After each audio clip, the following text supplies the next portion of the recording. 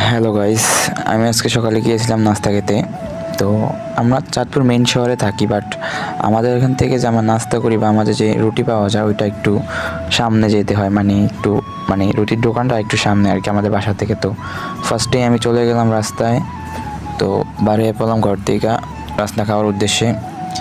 তো সামনে যাইতেছি, রিক্সা পাইনি দেখি, মনে হয় রিক্সা পাবো না, কারণ এত সকালবেলা রিক্সা থাকে না।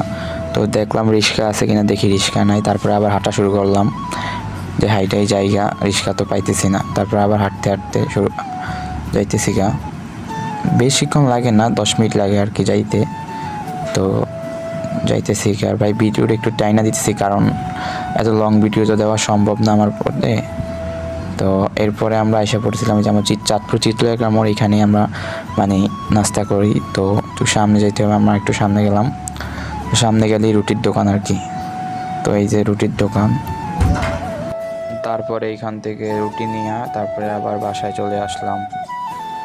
এই যে এটা হচ্ছে চাঁদপুর চিত্রলেখার মোড়।